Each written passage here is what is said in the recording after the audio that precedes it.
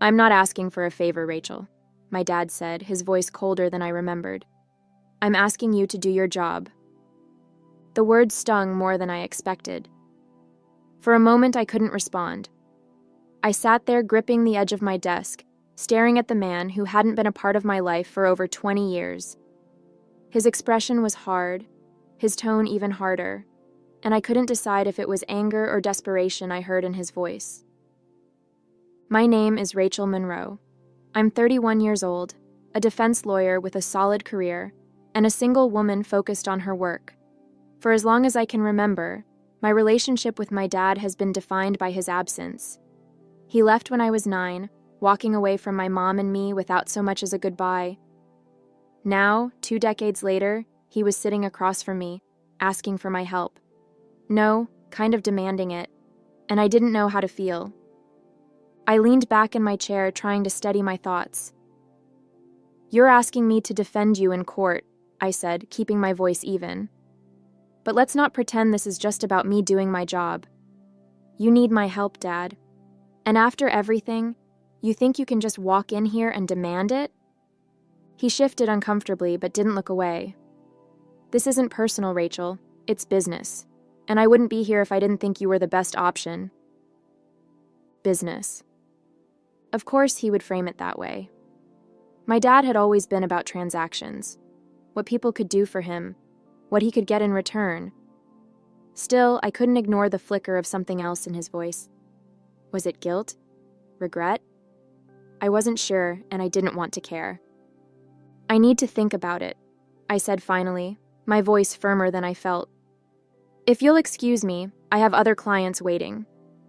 He nodded stiffly and stood, smoothing his suit jacket. "Take your time," he said, though his tone implied the opposite.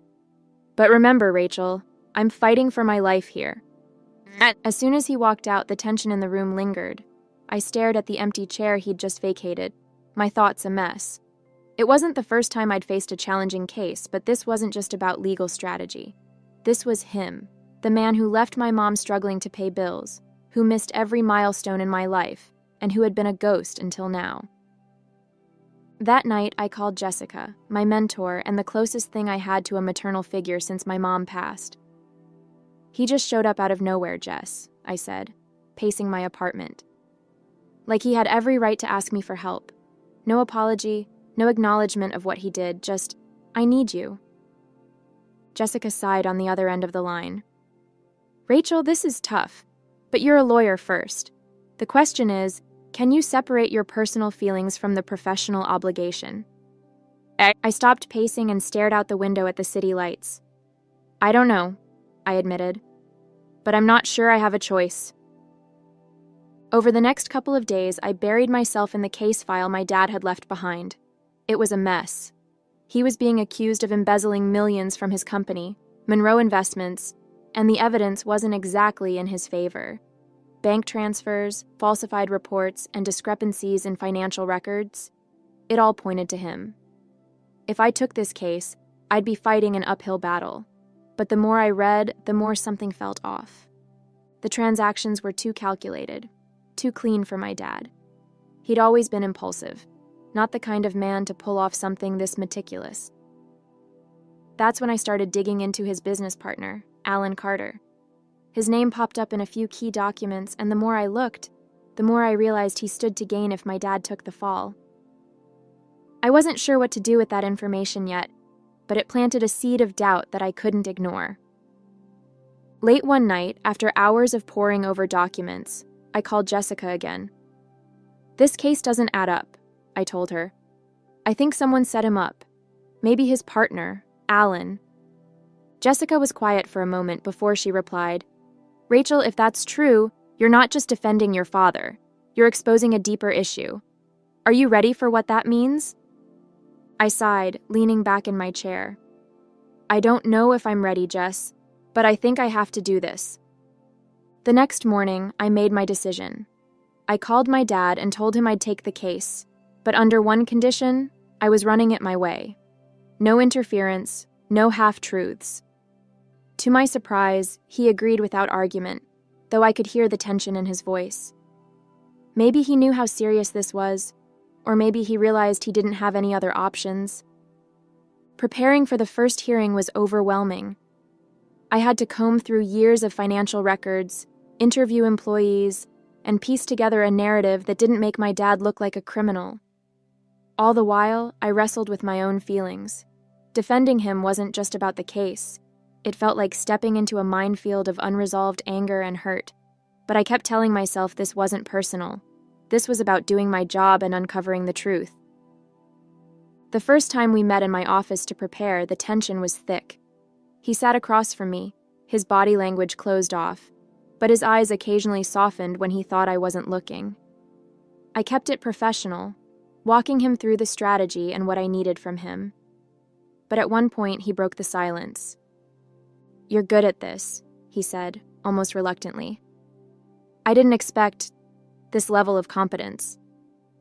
I froze for a moment, unsure whether to take it as a compliment or an insult. "I've been doing this for a long time," I replied evenly. "It's what I do." He nodded but didn't say anything else, and just like that, we were back to business. As the weeks went by, the case started to come together, though not without its challenges. Alan Carter, my dad's business partner, was slippery. His deposition was filled with carefully worded statements that hinted at my dad's guilt, while conveniently glossing over his own involvement. I could feel the pressure mounting, both in the courtroom and in my personal life. One evening, after a particularly grueling day in court, I sat down with Jessica over coffee. "He's not an easy client," I admitted. "Half the time it feels like he's holding something back. The other half, he seems genuinely desperate." Jessica sipped her coffee thoughtfully. "That's the thing about family," she said. "They're not just clients. They're a mirror. Every conversation, every argument, it's all tangled up with years of history. But you're doing the right thing, Rachel. You're getting to the truth."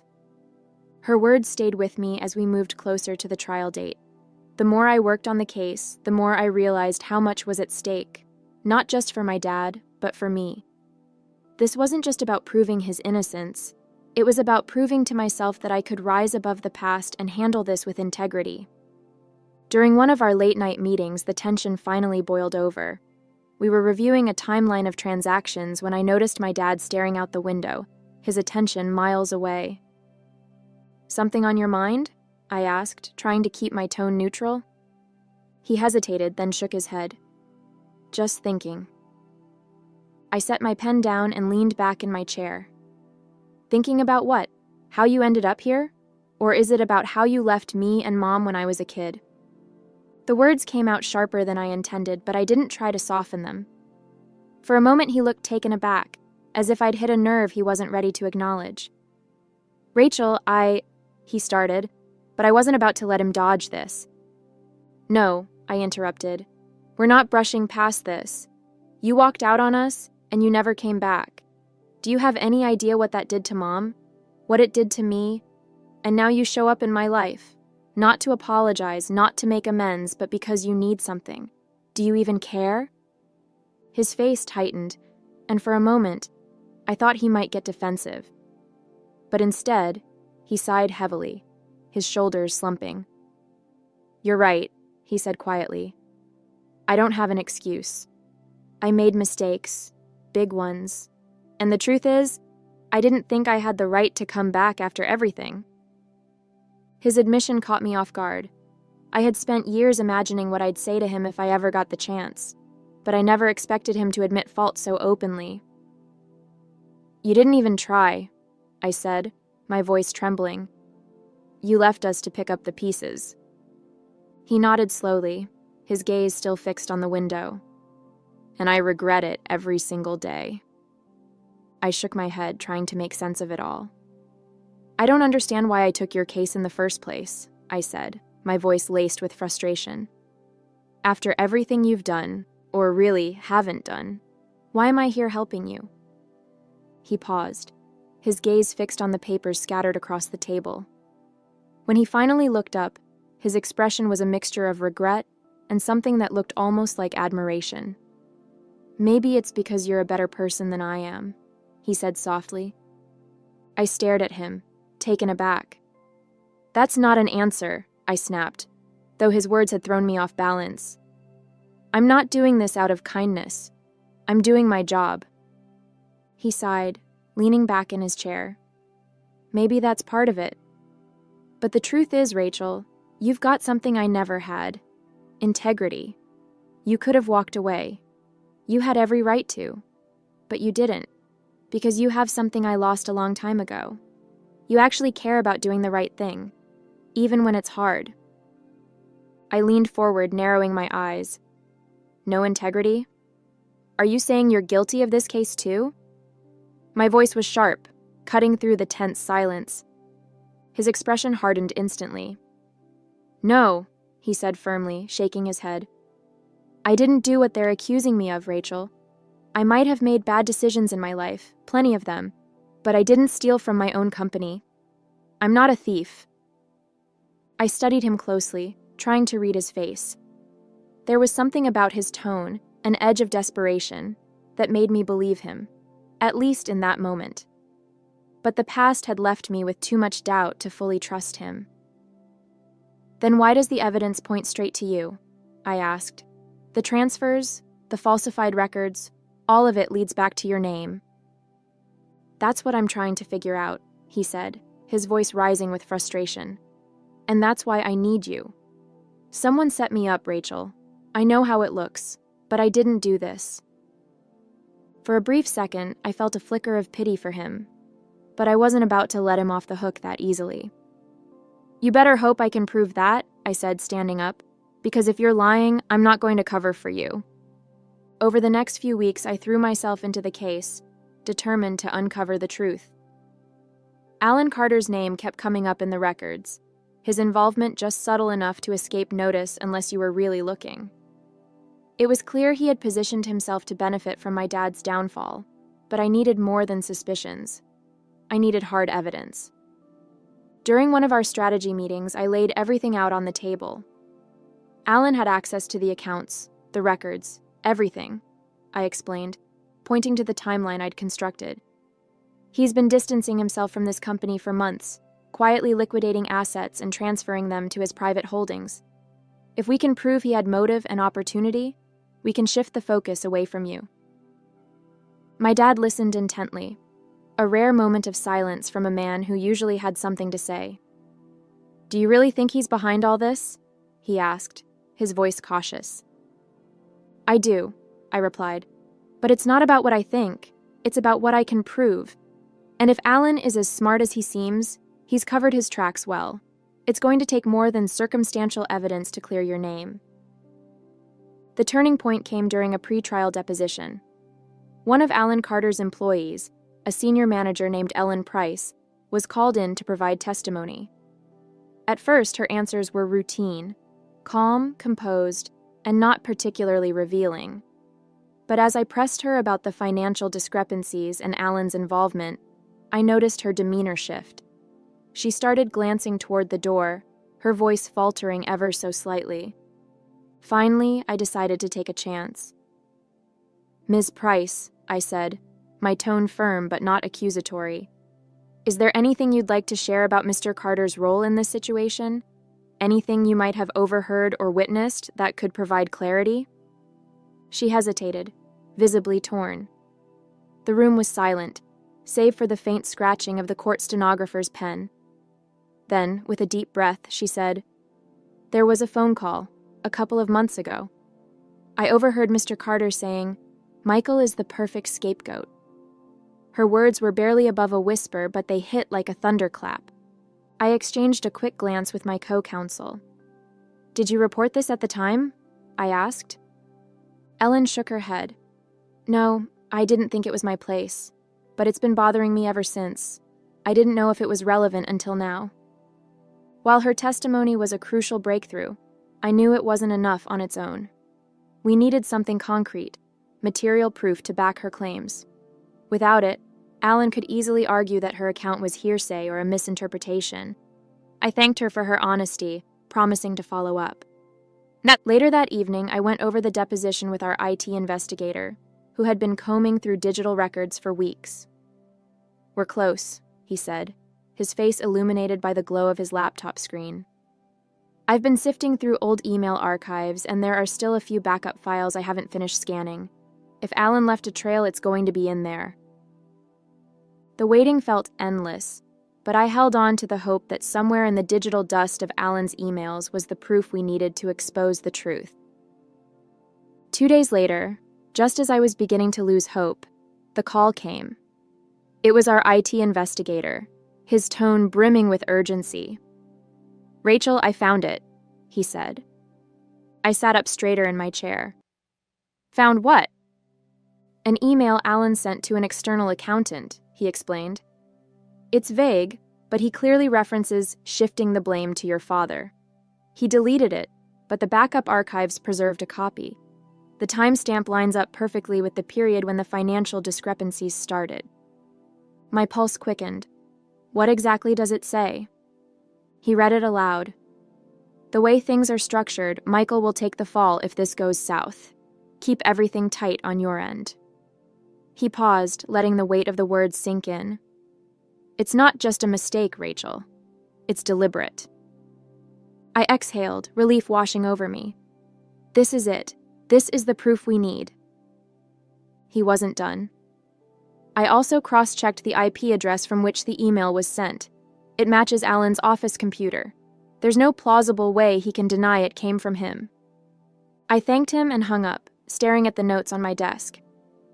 Between Ellen's testimony and this email, the puzzle pieces were finally coming together. I had the tools to not only clear my dad's name, but also bring Alan's deceit into the light. The next step was presenting it in court. As much as I wanted to celebrate the breakthrough, I knew the hardest part was still ahead. The day of the court presentation arrived, and the weight of the case pressed down on me as I walked into the courtroom. My dad sat next to me, uncharacteristically quiet, his face a mix of anxiety and anticipation. I placed the folder containing the email and deposition notes on the table in front of me, drawing a deep breath to steady myself.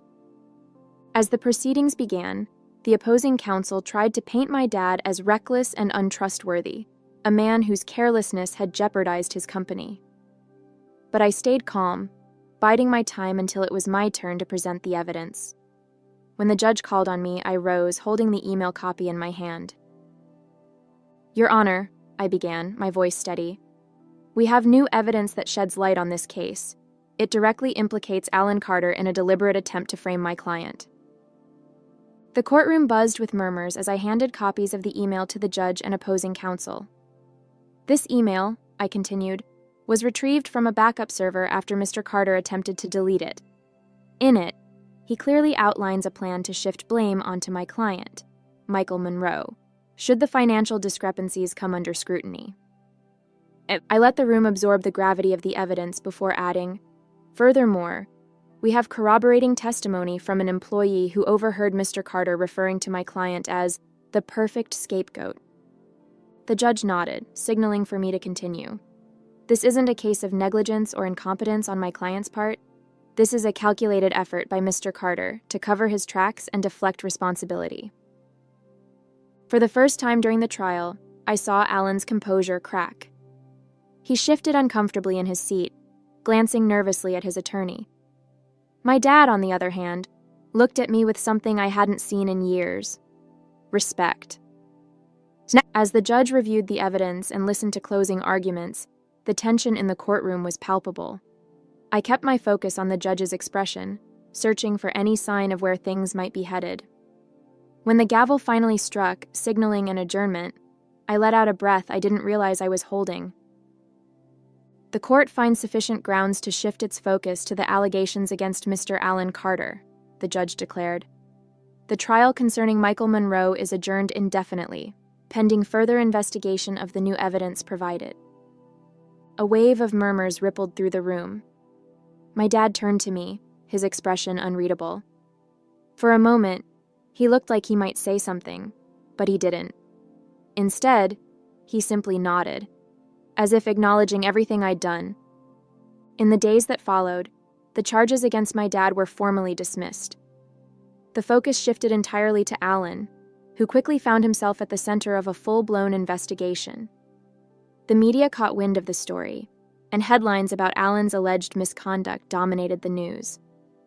For the first time, my dad was free of the cloud of suspicion that had hung over him for months. But for me, the victory felt complicated. Clearing his name had been my goal, but it also brought back memories and emotions I wasn't prepared to deal with. The evening after the charges were dismissed, my dad and I met in my office. He had asked for a meeting, his tone uncharacteristically soft when he called. As he walked in, I noticed how different he looked, less guarded, almost vulnerable. He took a seat across from me, the silence stretching as he seemed to search for the right words. "I wanted to thank you," he began, his voice low, "for everything you've done. I don't know if I deserve it, but I'm grateful." I leaned back, folding my arms. "You don't have to thank me. I did what I was supposed to do as your lawyer." He flinched slightly at my tone, but he nodded. "You were more than just my lawyer. You saved my life, Rachel. And you did it despite everything I put you through. I didn't deserve that kind of loyalty." I studied him for a moment, trying to gauge his sincerity. "It wasn't loyalty," I said finally. "It was about doing what was right. And honestly, it wasn't for you. It was for me. To prove that I could rise above all the things you failed to be." His shoulders slumped, the weight of my words settling over him. "I wish I could change the past," he said quietly. "I wish I'd been there for you and your mom, but I can't. All I can do is tell you how proud I am of the person you've become, even if I didn't have a hand in it." For a moment, I felt a flicker of something I hadn't expected. Sympathy. But it didn't erase the years of absence and pain. "I don't need your pride," I said, my voice steady. "I needed a father, and I didn't have one when it mattered most." He nodded, unable to argue. "I hope someday you'll find it in your heart to forgive me." I didn't respond, letting the silence speak for itself. I didn't forgive him. At least not then.